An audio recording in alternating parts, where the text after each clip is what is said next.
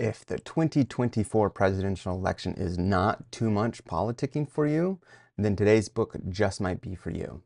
Today I will be covering True Gretch by Gretchen Whitmer.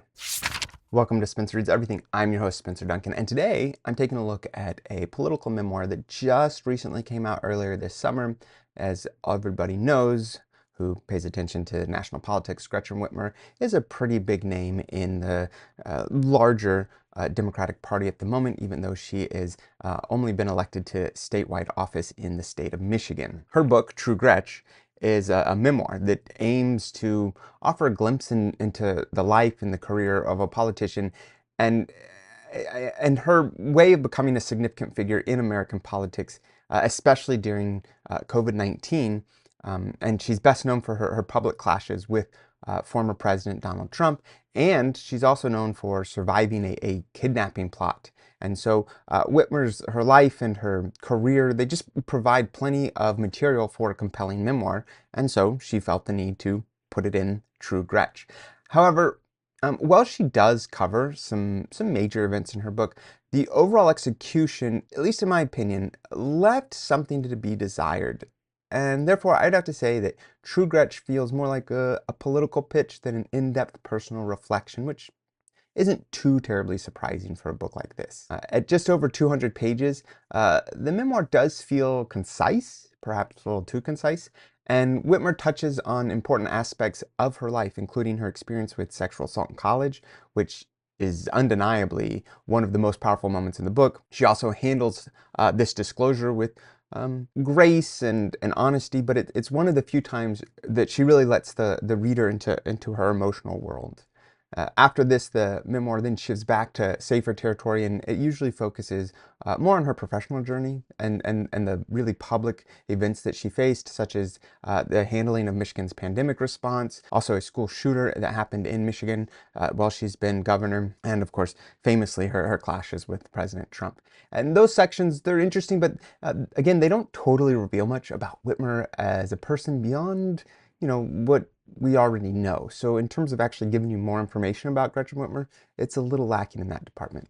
Of course, one of the challenges with True Gretch is that it's clear Whitmer is trying to strike a balance between presenting herself as both relatable and as a capable leader with higher aspirations. Unfortunately, in trying to walk this line, the memoir sometimes falls into the trap of becoming more of a campaign tool than an actual reflective exploration of her life. I mean, memoirs, especially political ones, often have to toe this line, but True Gretch feels particularly focused on Whitmer's political image and not so much trying to actually get to know her as an individual and what makes her the person that she is. And so as a result, the personal anecdotes she chooses to share don't always feel particularly revealing or vulnerable, which they don't all have to be, but I would say if you're trying to actually introduce you as a person to a larger population, then being a little vulnerable at times would be helpful, which I realize for someone like her, being in still to this day, a predominantly male occupation as a politician, and trying to specifically strike the balance of being a strong leader coupled with trying to show us who she is can be one of the hardest things to figure out without facing extreme backlash from being too vulnerable or too emotional, which is of course one of the unfortunate consequences. A big part of this memoir is Whitmer's attempt to really inject humor into the narrative. I mean, she claims that humor is one of her defining traits as well as the rest of her family. However, the humor in the book largely misses the mark. I mean, the stories that were meant to showcase her wit and her lightheartedness, they seemed much more you had to be there type stories, inside jokes, which don't exactly appeal to someone that wasn't there. And so I will say that reading the book, you certainly get a sense from her of some pretty classic Midwestern values and some pretty classic Midwestern approach to life, and that good all shucks element of it is certainly there, but that doesn't necessarily mean she's actually funny. It does at least suggest, based on the stories that she shares, that she has an ability to take whatever comes her way and try to run with it. And I think that many of the things that have come up, including the attempt at kidnapping her, are prime examples of her trying to do that. I wouldn't say, though, that actually makes you funny. I would say that that makes you someone trying to make the best of a poor situation, which aren't exactly one and the same. Her clashes with Donald Trump come on the back of the COVID-19 pandemic. And so I would say that that is probably one of the highlights of this book, is discussing how exactly she approached the pandemic. Not necessarily just her clashes with President Trump, although that did add some contrast, and it did add an interesting moment of realizing that when she got in conflict with President Trump, this Twitter spat, it helped to focus the fact that he was president of the United States. He was absolutely punching down. And she was just trying to get resources for her state. And so when you see that kind of contention that's being brought in from someone who's clearly in a much higher position than her, that at least from her perspective, it makes her look much better in the end. At least that was how I felt, not just during the time when it all happened, but also reading this and looking at her reflections. I realized that I much more agreed with her approach to trying to deal with the pandemic. And I found the spat that happened between her and the president to be predominantly the president's fault, and really not something that was helpful in any way, shape, or form, except for the fact that it made Gretchen Whitmer a bigger household name. I don't want to say that she's not emotionally raw at all. Like I said, that she does discuss in some detail, not so much her sexual assault in college, but her willingness to openly talk about it, which is got to be an incredibly vulnerable thing to do. I will say it is something that she had already done publicly, so it was out there. So putting it in this book didn't make it a new thing.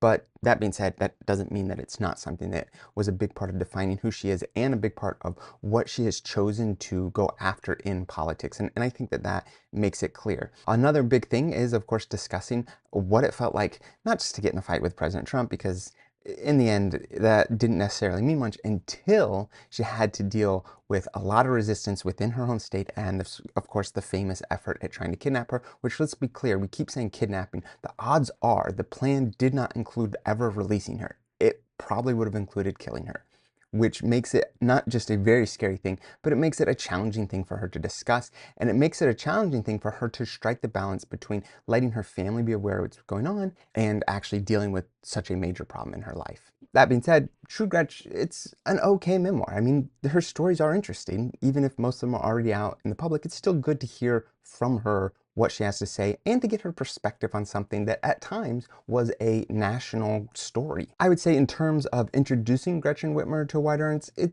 does an okay job. Not every memoir has to be a bestseller or a critically acclaimed book for that matter, but it does a decent job at letting you know a little bit more about who she is.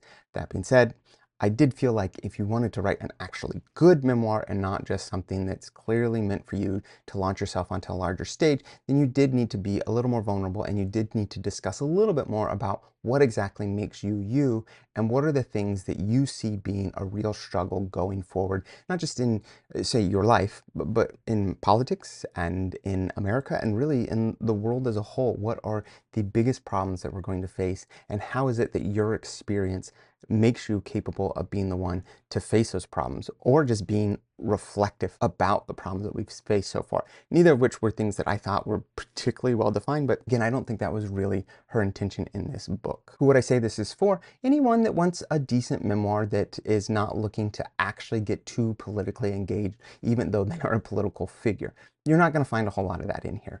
You're not going to find a whole lot in here unless, I mean, you're easily angered. I don't think you're going to find a lot in here that will make you angry, even if you disagree with her politically. She has, again, that good old Midwestern vibe that I think should make it harder to disagree with her, but that could just be my preference. It is short, so it's not a hard memoir to read. And if she never does make it on the political stage, then I can't say that this memoir will have much of a lasting legacy. However, if she does make it on the national stage, I do think this would actually be a really good book for you to get to know her just a little better, a little more than what you're going to find in Wikipedia. But that being said, I do think it still has its weaknesses. Who would I not say this is for? You may struggle with it if you're not into memoirs, which a lot of people aren't. I personally do enjoy them to an extent.